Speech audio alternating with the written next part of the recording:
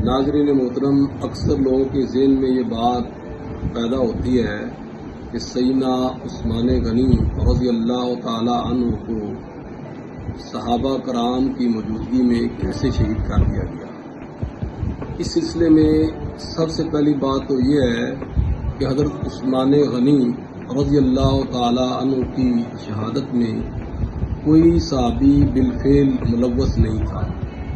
حضرت امام حسن بصری رحمۃ اللہ علیہ سے ایک مرتبہ پوچھا گیا کہ آیا انصار و مہاجرین میں سے کوئی قتل عثمان میں ملوث تھا؟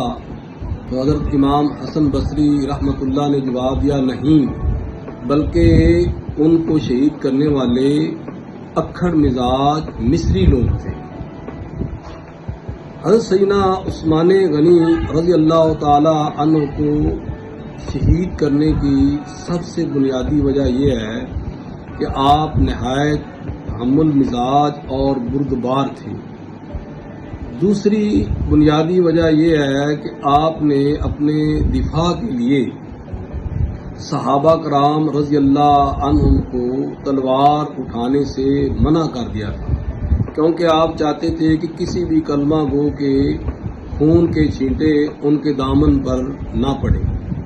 تیسری وجہ یہ ہے کہ آپ نے کسی بادشاہ کی طرح اختیارات کا استعمال کرتے ہوئے اپنے اقتدار کو طول دینے کی ہرگز خواہش نہیں کی، بلکہ آپ نے خلیفہ راشد کی طرح حرمت مدینہ اور مسلمانوں کے تقدس کو برقرار رکھا۔ روایات میں آتا ہے کہ آپ کے غلاموں کی ایک بڑی نفری آپ کے پاس حاضر ہوئی اور آپ سے اجازت طلب کی کہ اے امیر المومنین، ہمیں ان بلوائیوں کے خلاف لڑنے کی اجازت دیں۔ تو امیر المومنین نے آگے سے یہ جواب دیا کہ خدا کی قسم، مجھے یہ بات زیادہ محبوب ہے کہ میں قتل و خون ریزی کرائے بغیر خود ہی قتل ہو جاؤں۔ چوتھی بنیادی وجہ یہ ہے کہ حضرت سیدنا عثمان غنی رضی اللہ تعالی عنہ امت میں رکھنا اور پھوٹ نہیں ڈالنے چاہتے تھے۔ چنانچہ تحفہ اثنا عشریہ میں شاہ عبدالعزیز محدث دہلوی رحمۃ اللہ علیہ لکھتے ہیں کہ حضرت عبداللہ بن زبیر، عبداللہ بن عمر